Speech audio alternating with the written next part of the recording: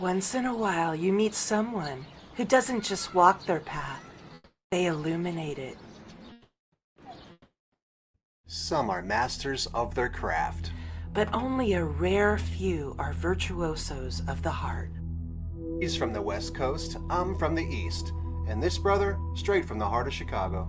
Yet somehow, we're family. Humility, wisdom, hope. He doesn't chase spotlight, he reflects it. Domino has lifted so many because it follows the path. Not just any path, the one that's lit by love. And when you carry the light, you leave a trail others can follow. This is Domino, and this Is Rockstar Diaries, Healing Out Loud. one story at a time. So I had just moved here to Texas from Washington. And if you don't know Texas, there's a church on every block, unlike Washington State. Yeah. And I was overwhelmed because there were so many churches. And my real estate agent gave me 3 or 4 names of churches. Chase Oaks was one of them. And this is back in 2021 where, it's still, people were watching things online and staying at home. And so I was checking out all the churches and I pulled up Chase Oaks. And the first thing I see is this guy jamming on the guitar to a Blue Oyster Cult song. And I'm like, that's my church. I'm going there.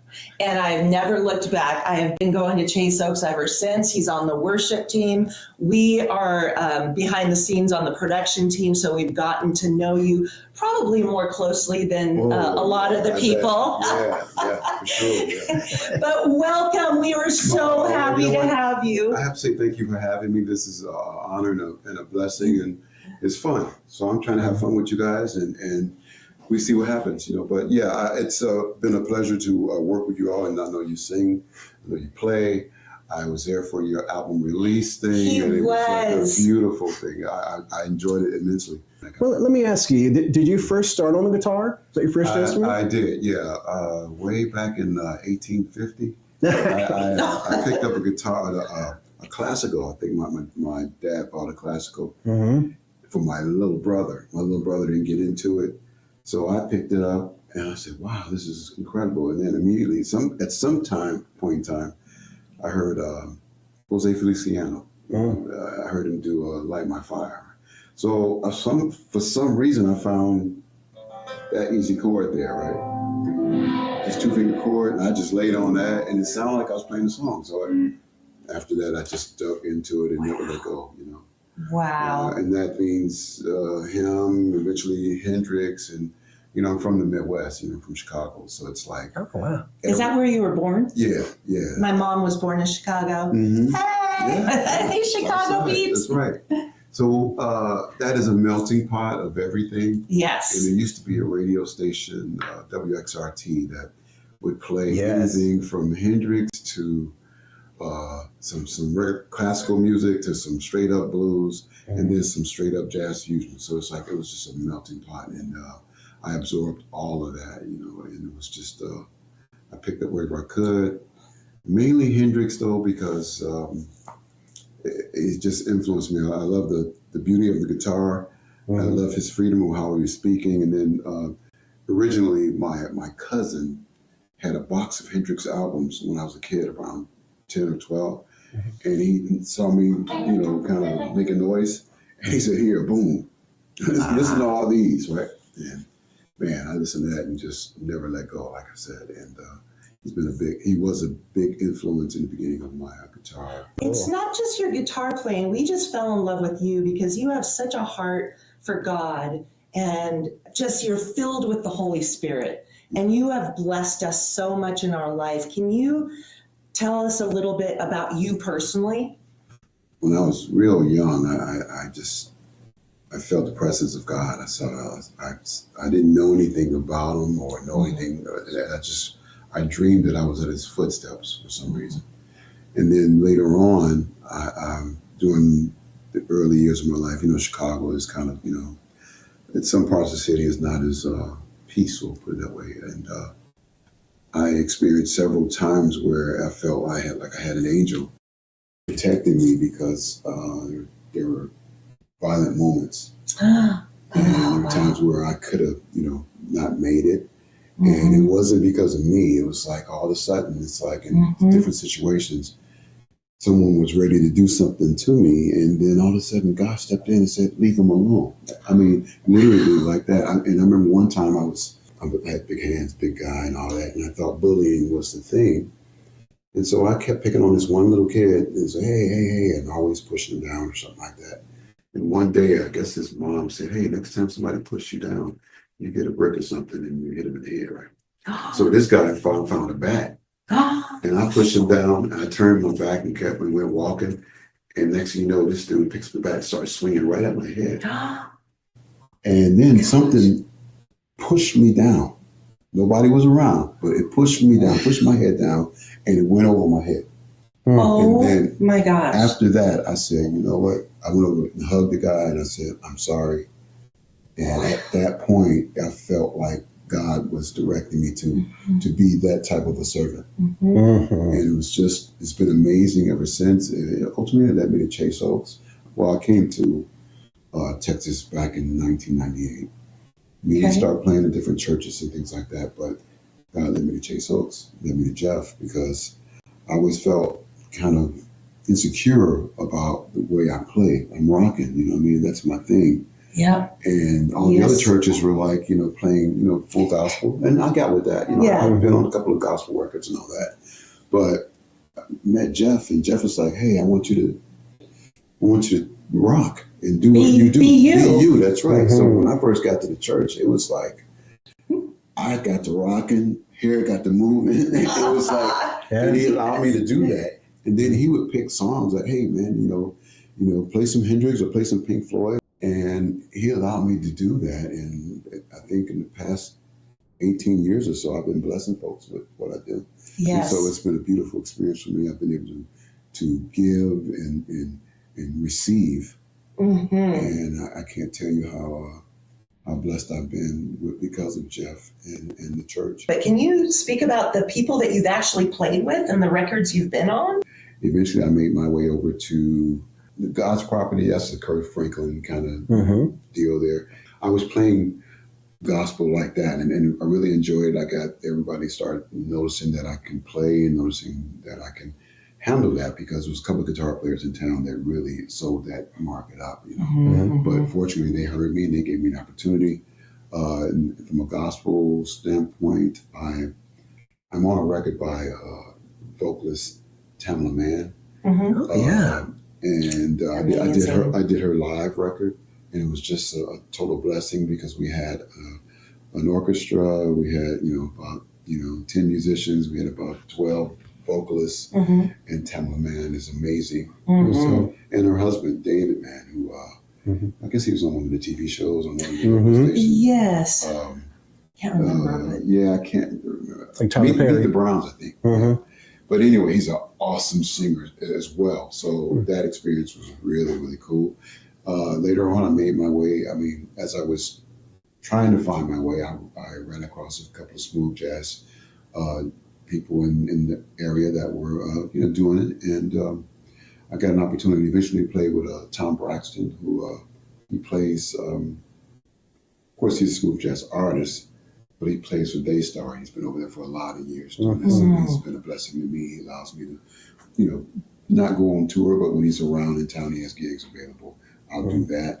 I played on a few of his records doing that, and I just, get a lot of opportunities. I'm in the middle of putting a smooth jazz record together myself. There's the top producer that produces all the smooth jazz folks in I want to say in the world, but definitely in the U.S. We collaborated on tune. This was before my daughter passed away, and I was about to release that, because these days it doesn't make any sense to try to release a whole record. Right. Yeah, you want to put piecemeal a little bit, and it's so totally different from back in the day. Very much so. And we could talk forever about Oh, yeah. the change in the music business. But with that being said, I just I want to put something out myself, and I want it to be as eclectic as I spoke earlier, where I got a little bit of smooth jazz feel. I also grew up in the fusion era where you had the weather reports and the Chick Coreas and all those. So I cut my teeth on a lot of those type songs and stuff like that, and all teaching myself how to make it happen. I mean, I've had classes here and there, and there was a Bloom School of Jazz in Chicago that I learned a lot from, but mainly, teaching myself how to get around and play these things. It's been mainly how I learned and all that. From back in the day, picking up the record, and putting it back down about 150 times until I get the part. And I'm gonna give us a sample. Jam some down there. You want the wrong notes too, or what? Any I'm The just kidding. wrong notes. Yeah, I got a few of those if you want to do that.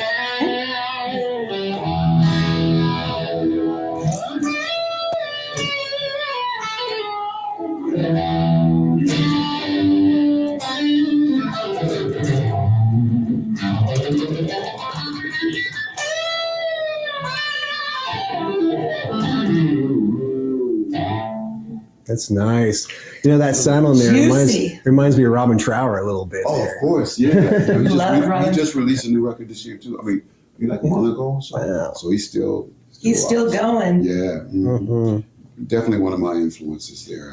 When I heard his first record, I think that was the first album I ever bought. Not Bridge of Sighs, but the original one there. Just like, man, I got that one. Then I got the Bridge of Sighs. Just rocked that.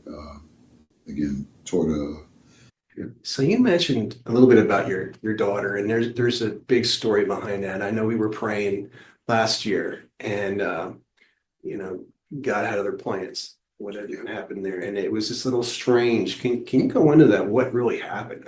Did they even find what it was? Yeah. Basically, over the years, which I didn't have an idea about, but occasionally she would, have a drink or two. Eventually, she got to staying home and being home with her dogs and loving her family and all that. But she would have box wine every day, and I think that contributed to, according to the doctors that were there during those last days, it attributed to paralysis.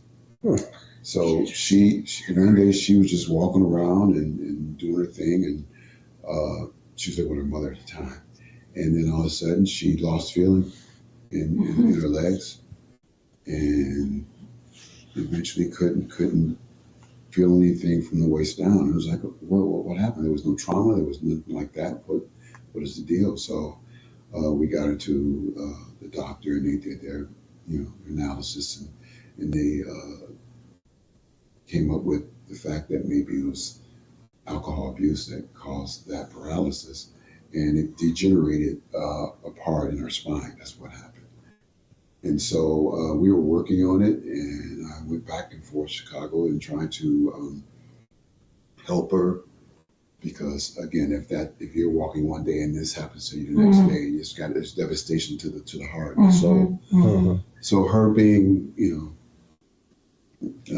daddy's girl kind of thing, I went and tried to make it happen. And I should say that she was a musician as well, except she didn't want to play guitar, and she started to pick up the saxophone and went through high school, and she was a premier saxophone player. It's like, wow, it's like, I love saxophone. Yeah, it was just, she just grabbed it, and of course I taught her what I could, and kind of how the trying to make her be me. So so it didn't work out, but she became her as well.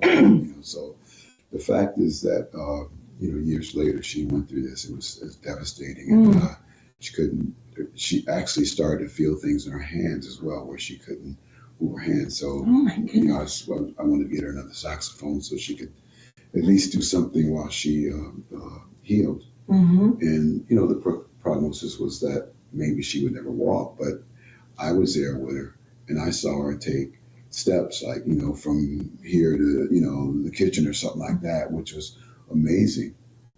But eventually it caught up and it got worse, and something happened where she had some form of congestion, and that's when she had to go to the hospital. And that's when she passed away in God's will. So today is actually the anniversary of that moment, and so it's been very difficult, because when that happens, you start to think about, well, what could I have done? What did I do? How did I get to this point where maybe I could have been a better parent in her life?